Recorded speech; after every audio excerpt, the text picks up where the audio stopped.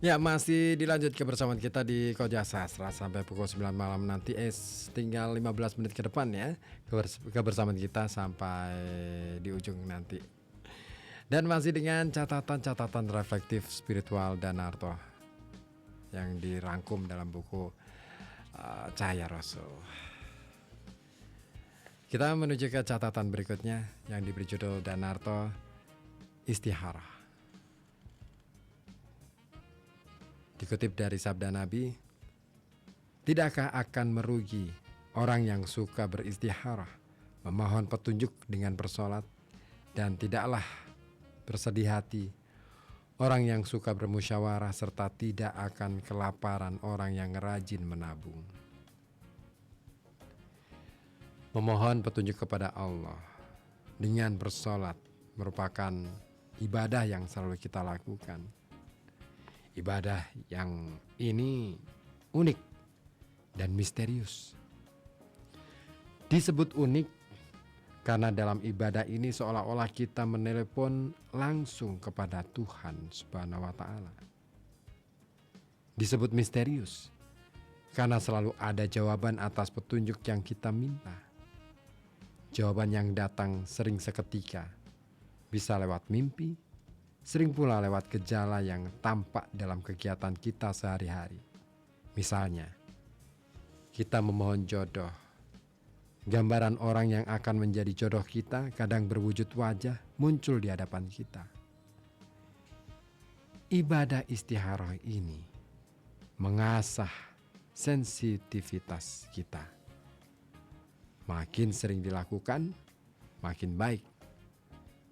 Juga mengajarkan kita supaya selalu ingat kepada hal-hal yang baik saja.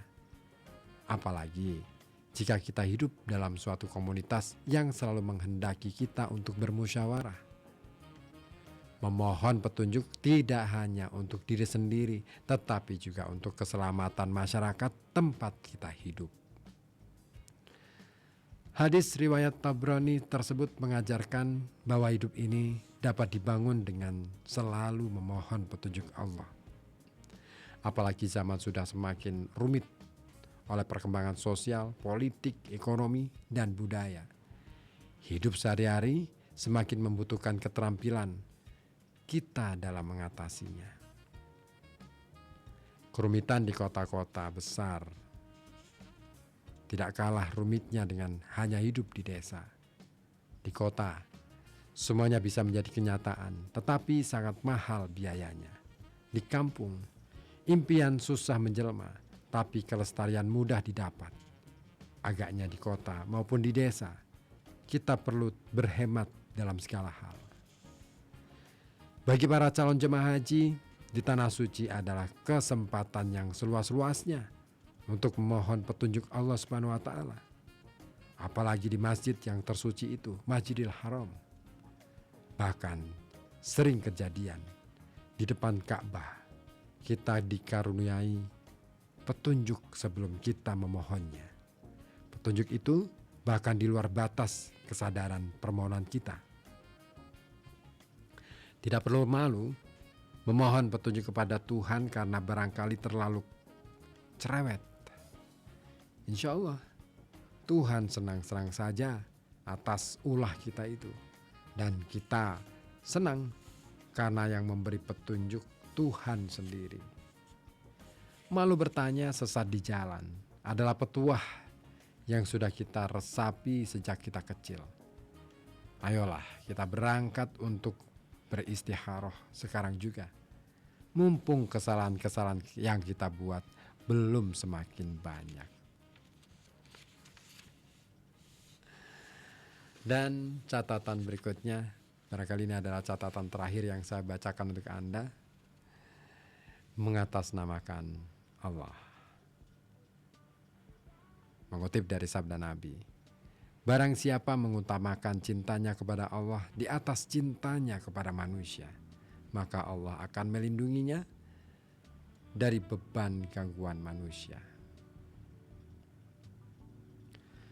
Semua amalan manusia adalah untuk dirinya, kecuali puasa. Maka itu adalah untukku. Begitu firman Allah yang selalu diulang-ulang oleh para ulama, kiai, ustadz, cendekia, dan para jemaah pengajian. Betapa besar keutamaan puasa yang ditugaskan di pundak kita. Betapa serius ritual keagamaan yang kita harus jalani. Seperti sebuah penyucian bagi kita sebagai pribadi, sebagai hamba yang berlangsung setiap tahun. Betapa kita sebagai ciptaan Allah menjadi tersanjung dengan perjanjian yang kita jalin dengan Yang Maha Suci itu. Lalu puasa, Al-Quran, salat tarawih adalah 3 mutiara yang tak terpisahkan yang menggembleng kita setiap harinya selama 30 hari. Subhanallah. Hadis riwayat Dailami yang dikutip tersebut adalah utuh sebagai ibadah yang mendasari hidup kita. Bahkan mencintai Allah semata merupakan tujuan hidup kita. Betapa terasa ketika kita berbuka, bersaur, bertadarus, berruku dan bersujud dalam salat tarawih.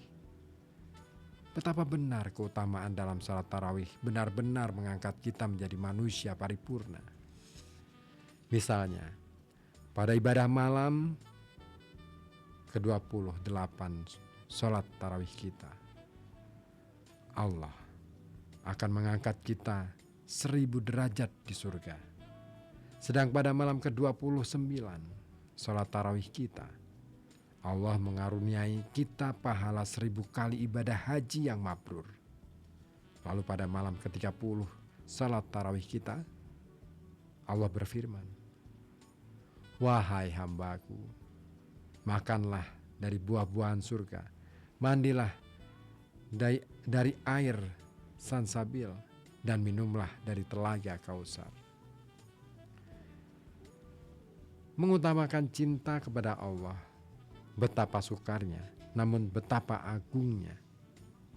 Di saat 10 hari terakhir puasa, kita sambil berharap-harap cemas mendapat karunia Lailatul Qadar. Konon, ada pendapat hanya para nabi dan rasul. Syarat utama itu mengutamakan cinta kepada Allah, menjadi pelita yang menerangi jalan ibadah kita. Jika langit cerah, cuaca segar, jika ibadah-ibadah berjalan mulus, itulah konon diyakini turunnya Lailatul Qadar kepada kita. Jika kita merasa memperoleh Lailatul Qadar, konon setiap dari kita dapat merasakannya. Hidup kita menjadi terbimbing, kita melaju di jalan lempang, Shiratal Mustaqim, penuh percaya diri, penuh berkah, rahmat, kedamaian, dan ampunan, dan menyongsong masa depan memperoleh kemudahan. Jangan-jangan tanpa kita sadari kita sudah beroleh Lailatul Qadar. Subhanallah. Ayolah, kita saling berbagi pengalaman bagaimana rasanya mendapatkan Lailatul Qadar itu. Ya, itulah catatan terakhir dari Danarto yang saya bacakan untuk Anda di kesempatan malam hari ini. Akhirnya dari kawasan Kurinci 7 FM 91,2 Radio Kota Batik, Koja Sastra harus saya akhiri. Terima kasih. Wassalamualaikum warahmatullahi wabarakatuh.